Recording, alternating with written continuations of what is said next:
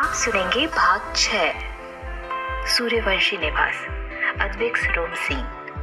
Avantika room में मौजूद सोफे पर बैठकर ड्रेस डिजाइन कर रही थी। अवंतिका एक बहुत अच्छी फैशन डिजाइनर थी। उसका खुद का फैशन हाउस था पलाश नाम का। अवंतिका इंडिया की बेस्ट डिजाइनर थी, लेकिन उसने कभी भी अपनी पहचान जाहिर नहीं की थी। पलाश के बारे में सिर्फ उसकी फैमिली और रूहान, रिया और शिवांश को पता था। रिया रूहान की गर्लफ्रेंड है और रूहान और रिया ने लंदन में ही साथ में इंजीनियरिंग की है और अवंतिका और शिवांश में फैशन डिजाइनिंग का कोर्स किया है। ये चारों बेस्ट फ्रेंड्स हैं। आफ्टर सम टाइम पवन, राजशेखर जी और अद्विक घर आ चुके थे। सारे जेंट्स हॉल में ही बैठकर बात कर रहे थे। सुधा जी, सुभाषिनी जी और अवंतिका भी वहीं बैठी हुई थी। Kitchen scene. पूनम और अवंतिका डिनर की तैयारी कर रहे थे। तभी पूनम अवंतिका से कहती है, और बताओ अवंतिका, कैसी रही तुम्हारी फर्स्ट नाइट? अद्विक ने ज्यादा परेशान तो नहीं किया? पूनम की बात सुनकर अवंतिका चेहरे पर झूठी मुस्कान के साथ कहती है, क्या दीदी, आप भी देखो तो कैसे शर्म आ रही है तुमको। अवंतिका स्माइल करती है। पूनम कहती है, चलो डिनर तैयार हो गया है, डाइनिंग टेबल पर रख देते हैं। पूनम और अवंतिका सर्वेंट की मदद से खाने को डाइनिंग टेबल पर सजा देती हैं। फिर घर के सभी लोग डाइनिंग टेबल पर आ जाते हैं। राजशेखर जी, अवंतिका बेटा, मैं तुमसे कुछ कहना चाहता हूँ। अवंतिका, जी पापा जी, कहिए। राजशेखर जी, देखो बेटा जी, मैंने पवन और पूनम से कहा था कि कंपनी ज्वाइन कर लो, लेकिन इन दोनों में से किसी को भी बिजनेस में इंटरेस्ट नहीं था। रूहान को भी फैशन डिजाइनिंग में कोई इंटरेस्ट नहीं है। बचा अकेला अद्विक जो ऑफिस संभाल रहा है। अवंतिका असमझ से, जी। राजशेखर जी अवंतिका के हाथ पर एक पेपर दे देते हैं और अवंतिका उस पेपर को देखकर हैरान हो जाती है और कहती है, पापा जी, ये सब क्या है? राजशेखर जी, आज से तुम सूर्यवंशी फैशन हब की 50% की मालकिन हो। राजशेखर जी की बात सुनकर सब खुश हो जाते हैं और अद्विक हैरानी से अपने पापा को देख रहा था। राजशेखर जी, अवंतिका, कब से ऑफिस ज्वाइन करोगी? अवंतिका एक नजर अद्विक को देखती है, जिसकी नजरों में गुस्सा साफ झलक रहा था। फिर वो राजशेखर जी से कहती है, पापा जी, जिस दिन सही समय आ जाएगा ऑफिस ज्वाइन करने का, उस दिन मैं ऑफिस ज्वाइन कर लूंगी। अद्विक्स रूम सीन। अद्विक गुस्से में अपने कमरे में चहलकदमी कर रहा था और खुद से ही कहता है, ये डैड को भी अब पता नहीं क्या हो गया है। उस 2 टके की लड़की को 50% की मालकिन बना दिया। उसको कुछ आता जाता भी है, आई बड़ी मालकिन बनने वाली। मैं ऐसा हरगिज नहीं होने दूंगा। जो हक मेरी सोफिया का है उसे मैं किसी और को नहीं लेने दूंगा, चाहे कुछ भी हो जाए। अद्विक बाबू को कौन बताए जिसे वो 2 टके की लड़की कह रहे हैं? वो इंडिया की बेस्ट फैशन डिजाइनर एएस है, जिसे सब अपनी कंपनियों में काम करने देना चाहते हैं। खुद अद्विक बाबू भी इसके पीछे पागल है, मगर मजाल है कि एएस किसी का ऑफर एक्सेप्ट कर ले। थोड़ी देर में अवंतिका कमरे में आती है। अद्विक जल्दी से जाकर अवंतिका की बाह पकड़ के कमरे का दरवाजा बंद कर देता है और उसे दरवाजे से लगाकर गुस्से में कहता है, आखिर ऐसा कौन सा जादू कर दिया तुमने डैड पर कि वो तुम्हें 50% की मालकिन बना रहे हैं? अद्विक की बातें किसी तीर की तरह अवंतिका के सीने में चुभ रही थी। वो बस अद्विक की आंखों में लगातार देखे जा रही थी। बोलो, चुप क्यों हो? कोई जवाब है तुम्हारे पास? अरे बहुत अच्छे से जानता हूँ, तुम जैसी 2 टके की लड़कियों को किसी को भी अपनी खूबसूरती के जाल में फंसाना बहुत आसान होता है तुम लोगों के लिए। अवंतिका की आंखों से बेहिसाब आंसू बह रहे थे। वो अद्विक से अपनी बाह छुड़ाकर बाथरूम में चली जाती है। अवंतिका के आंखों में आंसू देखकर अद्विक को बहुत सुकून मिला था और वो मुस्कुराता हुआ बेड पर लेट जाता है और सोफिया से बात करने लगता है। अद्विक और अवंतिका की शादी को 1 हफ्ता हो गया था। अद्विक ने हर संभव कोशिश की अवंतिका को तोड़ने की। वो हमेशा अवंतिका को जली कटी सुनाता रहता था। सोफिया से बात करके उसको जलाने की कोशिश करता था। अवंतिका भी अद्विक की हर बेरुखी को चुपचाप सहती थी और हमेशा अद्विक को अपने प्यार का एहसास दिलवाने की कोशिश करती थी। Suryavanshi fashion hub, Advik's cabin. Advik अपनी रोलिंग चेयर पर बैठकर काम में लगा हुआ था। तभी उसके केबिन में सोफिया आती है। अद्विक कहता है, इतनी देर क्यों लगा दी तुमने आने में? सोफिया, बेबी, मेरी माँ की तबीयत बहुत ख़राब है, इसलिए मुझे घर का सारा काम करना पड़ रहा है। इसी वजह से मैं लेट हो गई। I am sorry. इतना कहने के साथ ही सोफिया रोने लगती है। अद्विक जाकर सोफिया को अपने गले से लगा लेता है और कहता है, डोंट वरी बेबी, आंटी के इलाज के पैसे मैं दे दूंगा और तुम्हारे घर में मेड भी रखवा दूंगा, तुम परेशान मत हो। सोफिया अपने मन में कहती है, कितना आसान है ना इसे बेवकूफ़ बनाना। सोफिया, नहीं नहीं अद्विक, तुम बेकार में ही मेरे लिए परेशान हो रहे हो, मैं मैनेज कर लूंगी। अद्विक, बेबी, इसमें परेशानी कैसी, तुम चिंता मत करो, सब कुछ मैं मैनेज कर लूंगा। सोफिया, अद्विक, मुझे ना तुम्हारी वाइफ से मिलना है, मैं भी उसे देखना चाहती हूँ। अद्विक, क्या करोगी तुम उससे मिलके?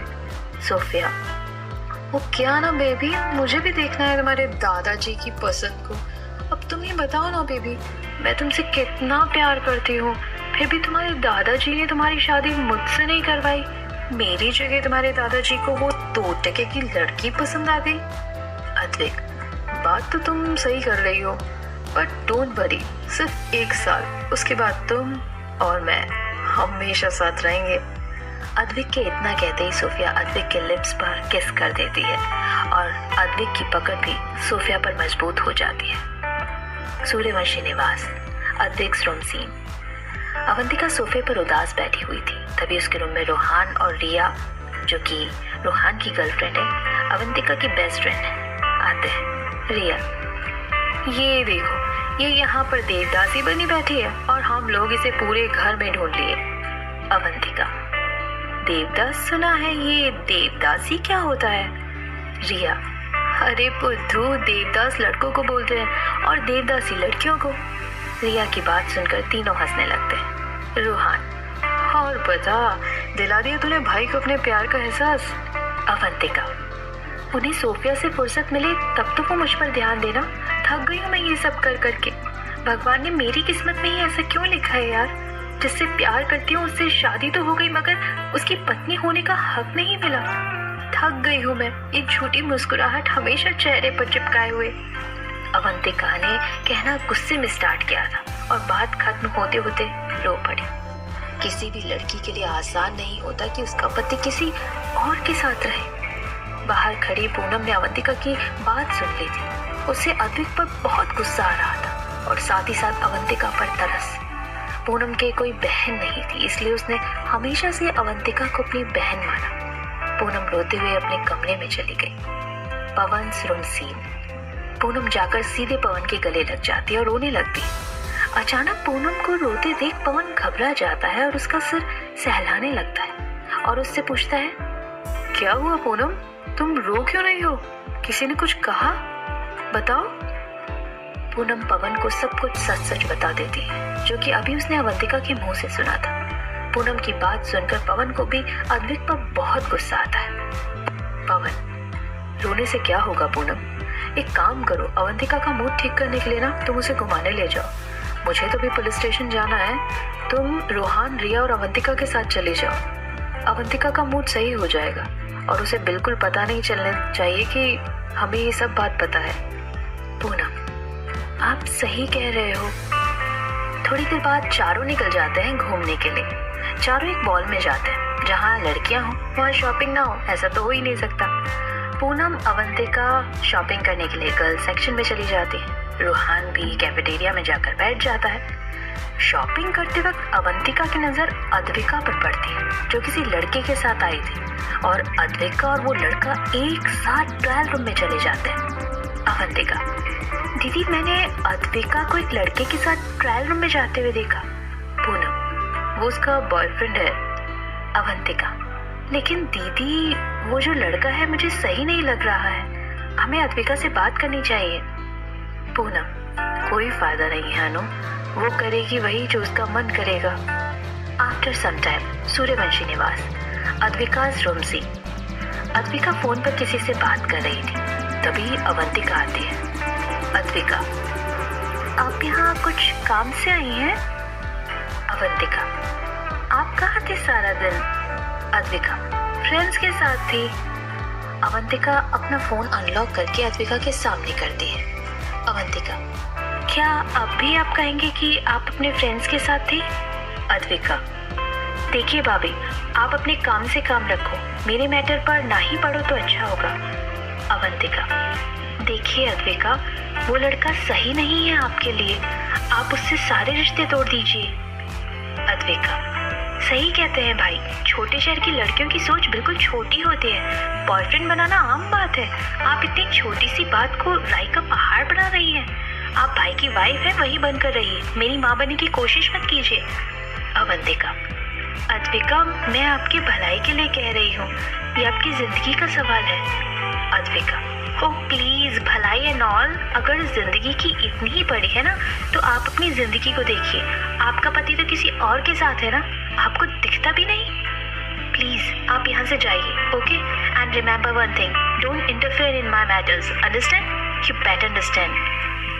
Eight night, Advik's room scene. Avantika सोफे पर ही सोती थी, इसलिए वो सोफे पर बैठी अपना फोन चला रही थी। तभी अद्विक रूम में आता है और सीधे अवंतिका के पास जाकर उससे उसकी बाह पकड़कर खड़ा कर देता है। अद्विक, तुम्हारी हिम्मत कैसे हुई मेरी बहन पर हाथ उठाने की? समझती क्या हो तुम अपने आप को? क्या गलत कर रही है वो? बॉयफ्रेंड गर्लफ्रेंड बनना आम बात है और बड़े शहर में ये सब चलता रहता है। अद्विका ने क्या गलत कर दिया जो तुमने उस पर हाथ उठा दिया? इतना कहने के साथ ही अद्विक अवंतिका का हाथ जोर से झटक देता है। अवंतिका खुद को संभाल नहीं पाती और फर्श पर गिर जाती है। अद्विक अपने पंजों पर बैठकर अवंतिका को उसके बालों से पकड़ता है और कहता है, अभी तुम अपनी सही जगह पर हो, अपनी औकात मत भूलो, समझी? ये बात अपने दिमाग में बैठा लो। सिर्फ 1 साल के लिए हो तुम सूर्यवंशी निवास में। 1 साल के बाद तुम्हें धक्के मार के इस घर से और अपनी जिंदगी से दूर फेंक दूंगा। अवंतिका चुपचाप अद्विक की बदसलूकी बार बार सहन कर रही थी। अद्विक ने एक झटके से अवंतिका को छोड़ दिया, जिससे उसका सर सोफे के पहिए पर जा लगा और उसके सर से खून बहने लगा। अद्विक अवंतिका को उसी हाल में छोड़कर अपने स्टडी रूम में चला गया।